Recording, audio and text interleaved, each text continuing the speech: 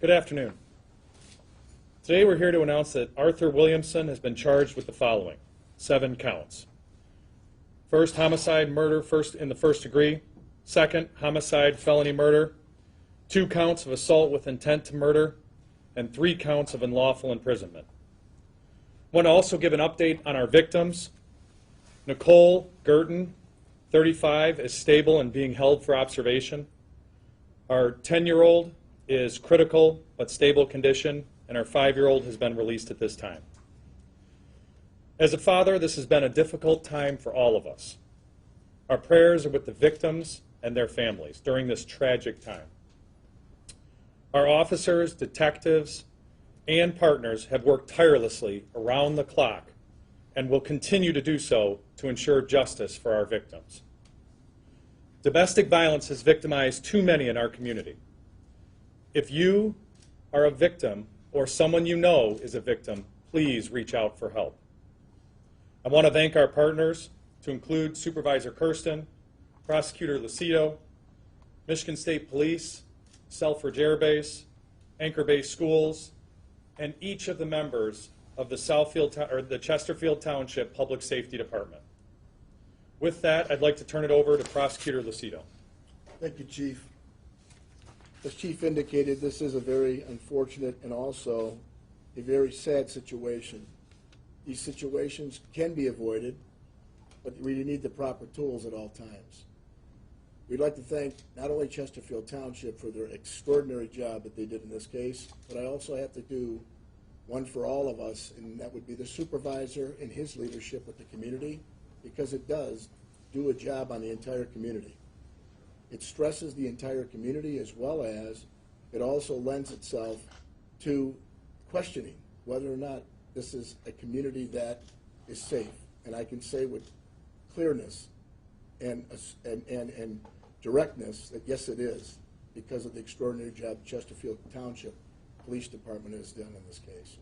I want to thank also the staff of the Macomb County Prosecutor, especially Steve Fox, who's to my left. His leadership on the major crime unit has led itself to these charges that were brought as a result of the good police work on behalf of Chesterfield Township. Moving forward, there may be additional charges that will be added because the investigation is still ongoing. So every day we look at evidence as well as information, that which is coming and that which we have already received. And we will finalize everything once everybody does their part in this case. At this time here, we open it up for some questions. If there's any questions, we stand ready to at least supply what information we can. What more can you tell us about the suspect? What was his relationship with Nicole? Why was he there? You know what? If I had an answer, I would give it to you, but unfortunately at this time, the relationship that had been established, we know that it was not a breaking and entering, or it was a relationship that didn't show that he was not an unwanted guest at the place. But again, because of Nicole and the situation that's occurred right now, it's ongoing. I mean, she suffered some injuries also, and trauma. Let's face it, family goes through trauma. So what happened? Mr. Lucido, can you just kind of walk us through what happened here? The chief can give you better details because he was, the Chesterfield Township was first on the scene, and as a result, you can expect one thing: what has happened in this place, and as a result, you have to start to put the pieces together, which is not always easy. You're saying to yourself, was this a suicide of some sort? Was this a murder? What was it? And as a result of what we have learned thus far, it appears as though the individual in this case, was charged with homicide as well as felony murder for the following reason. What we believe and suspected to believe that this was a homicide. This was a murder. There was also assault with intent to murder on the individual. And then the last thing is this false imprisonment, when you're holding people like this, tying them up. So again, he's innocent until proven guilty. Everyone is. That's the system we live under. But unfortunately, we discern the facts, we hear the statements that we've had so far, and we move forward with charges, and we will continue to add charges as we have evidence that is being brought forth.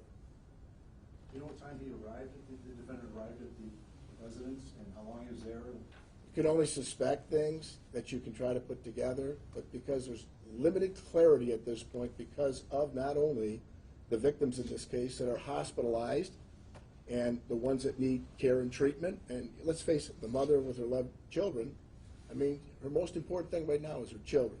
So a lot of that stuff and that information is still forthwith coming. I know this gentleman has an extensive rap sheet. I know that you also say that this is sort of an isolated incident, that this community is safe. Have you, in any circumstance or situation, dealt with this gentleman at any point in time in this particular community, any issues that may have arisen from this gentleman? We can only tell you what, like you see, is on Otis, because that's public information. But as far as whether or not he has had any active contacts in this community, we haven't seen any, no. Chief, were you able to ask you a quick question?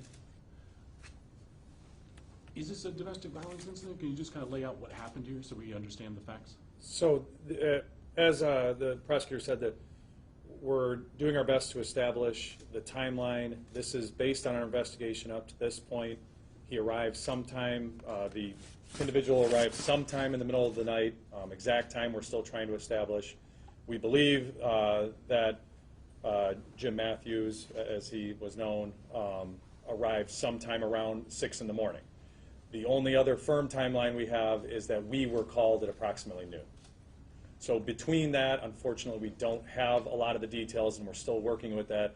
And as I said, for the family's privacy and their healing, we're trying to work with them as best they can, but obviously their medical care needs to be priority. He was staying there at least that night or for a while. Again, he arrived sometime during the middle of the night and was welcomed in, as a guest of the home. So was there a romantic relationship between, I mean, I guess when you guys say domestic, we think relative, we think sexual, we think something. I mean, can you guys, I know you can't release a lot of information, but what can you shed as far as what type of relationship this was? I mean, was this a family friend? Was this a boyfriend? I mean... This is somebody who has been there in the past. To your question, exactly what the nature of the relationship, we're still trying to develop that.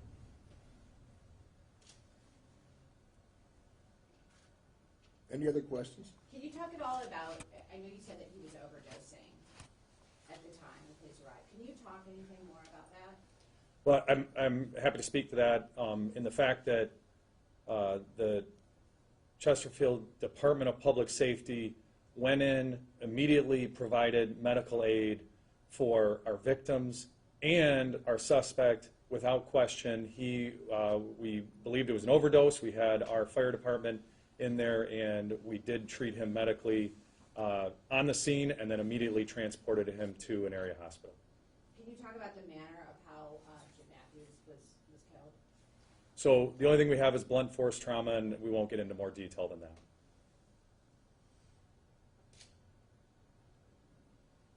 Any other questions? Thank you all for your time. I know that this is ongoing. There will be more information released as it becomes available. But again, for the privacy as well as the respect of this family lives in this community. We would also tell you all to respect their privacy as well as what they're going through. So thank you all for coming. We appreciate it.